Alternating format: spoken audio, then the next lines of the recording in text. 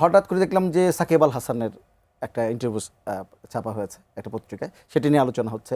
মাশরাফি বিন মুর্তজার একটা ইন্টারভিউ ছাপা হয়েছে, তার বাড়িতে গিয়ে একটা সচিত্র প্রতিবেদন করা হয়েছে।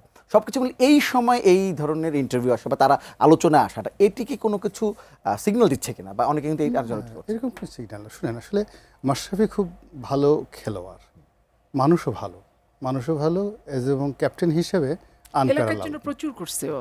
এবং সে এলাকায় প্রচার করছে। কিন্তু মূল ব্যাপারটা হলো যে 18 সনের যে নির্বাচন এবং 24 সনের যে নির্বাচন প্রক্রিয়ার মধ্যে দিয়ে তার মতো একটা মানুষ যে আওয়ামী লীগের সঙ্গে এক হয়েছে, তার তো জামাতে অসংখ্য ভক্ত আছে, বিএনপিতে ভক্ত আছে। এই জিনিসটা আসলে সাধারণ মানুষ মেনে নিতে পারেনি। 2 নম্বর হলো যে সে আওয়ামী লীগে যোগদান করেছে, আওয়ামী লীগের পরিণাম অন্য সবার চাইতে তার তো কম হয়েছে, সে এখনও ঘুরে বেড়াচ্ছে। তো এখানে দেখা যাচ্ছে যে তার সাথে অনেক অনুল্লেখ্য যাকে বলে আওয়ামী লীগের যারা নেতা রয়েছেন, তারা তো মার ধর খেয়ে জেল ঠেল খেয়ে অস্থির হয়ে গেছে। ফলে এখানে রাজনীতিতে কোনো নায়ক নেই, রাজনীতি কোনো প্লেয়ার নেই। সে এখন তার সব ইতিহাস ভুলে যেতে হবে। এই যে পলিটিশিয়ান, তো অন্যান্য সব পলিটিশিয়ান দীপুমণির যে যা হবে তারও তাই হবে, এইগুলো। 2 নম্বর হলো যে মাশরাফির যেমন বদনাম নেই, দুর্নাম নেই, অ্যাজ এ ম্যান হিসেবে ভালো, একটা গুড রেপুটেশন আছে, ফ্যামিলিও ভালো। ওই সাকিব আল হাসানের ঘটনা হলো একেবারে উল্টো। তার সব দিক থেকে বিতর্কিত, মানে তার ফাইন্যান্সিয়াল ক্রেডিবিলিটি, তার ব্যক্তিগত বেয়াদবি, আচরণ, মানে ওর আসলে খেলা, ও যে একজন ভালো খেলোয়াড়, বিশ্বের অলরাউন্ডার, এ ছাড়া ওর অন্য কোনো যোগ্যতা নেই। আর বাকি সবই এই যে ব্যাডম্যান। এখন আওয়ামী লীগের উচিত হয়নি এদেরকে নেওয়া দলে, আর এদেরও আওয়ামী লীগের রাজনীতিতে আসাটা ঠিক হয়নি।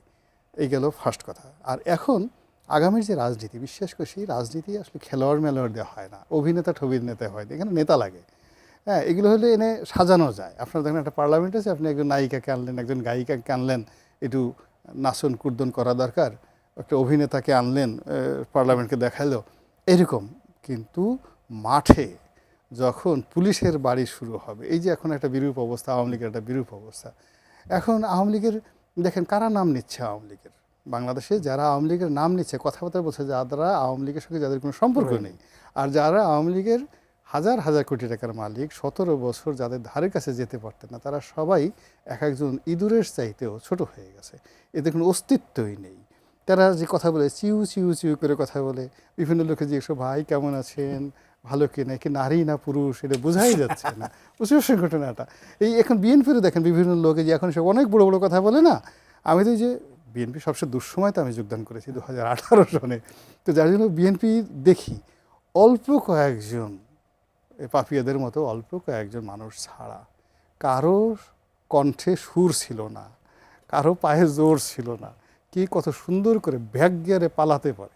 সামনের দিকে যদি তাদের বলা হয়তো সামনের দৌড় দাও, তখন তাদের হাঁটু ব্যথা হতো, কোমর ব্যথা হতো, হাত পা থর থর করে কাঁপতো, বুকের মধ্যে ধগর ধগর করতো। আর যদি বলতো পিছনের দৌড় দাও, ও মাই গড, এক একজন উসাইন বোল্টের মতো পুলিশ তাদের খুঁজেই পেত না, এমন জোরে দৌড় দিত। সেই মানুষগুলো দেখবেন এখন, ওরে বাবা, কোট প্যান্ট ছাড়া চলে না, জোরে জোরে কথা বলে, আঙ্গুল উঁচিয়ে কথা বলে। তারপরে শেষে এদের ভাবসাব দেখলে মনে হয় এরা মন্ত্রী হিসেবে এদের জন্ম হয়েছে। ও মায়ের পেট থেকে পড়েছে মন্ত্রী হয়ে, এতকাল কোনো কারণে তারা গুপ্ত ছিল কিন্তু মন্ত্রী ছিল, কিন্তু এখন এটা মানে একেবারে আজব সামনে চলে আসছে। তো এইভাবে আওয়ামী লীগের একই অবস্থা। আওয়ামী লীগের এখন যারা লোকজন আছে, আপনি তাদেরকে দেখলে বুঝতেই পারবেন না যে এরা একটা সময় এমপি ছিল, মন্ত্রী ছিল। তো এখন এই জায়গাটাতে আসলে নেতা অভিনেতা হয় না। মাঠে এই মুহূর্তে যেটি দরকার, ইন্টেলিজেন্স দরকার, প্রফেশনালিজম দরকার, ব্যাকগ্রাউন্ড দরকার। এখন বলেন তো, মাশরাফির বাবার নাম কি? আপনি বলতে পারবেন? কোনোদিন 14 গোষ্ঠীতে মন্ত্রী এমপি ছিল, ও ভালো রেজাল্ট করেছে, ঢাকা ইউনিভার্সিটিতে পড়াশোনা করেছে বা রাজশাহী ইউনিভার্সিটিতে পড়াশোনা করেছে, ভালো কোনো রেজাল্ট আছে, কিছু আছে। রাজনীতিতে আমরা যেগুলো করি, কোনো মঞ্চে এভাবে সুন্দর করে কথা বলেছে, একটা ভালো প্লেয়ার, সরকার সমর্থনশীল, এলাকার উন্নয়ন করেছে, মানুষের সাথে ভালো ব্যবহার করেছে, ওই আঞ্চলিক ভাষায় কথা বলছে। এছাড়া আমাদের যে গতানুগতিক রাজনীতিতে আমরা যে ফাইট করে আসছি, সেই ফাইটিংয়ের জায়গাতে তারা কখনোই ছিল না। ফলে এই মানে অবস্থা যেটা আপনি আঘাত ইঙ্গিতে বোঝাতে চাচ্ছেন, যে একটা রিফাইন্ড আওয়ামী লীগ করে এদেরকে সামনে আনা, এটা শুয়ের পেছন দিয়ে একটা উট ঢুকানো যত সহজ, তার চেয়ে কঠিন বিষয়। আচ্ছা।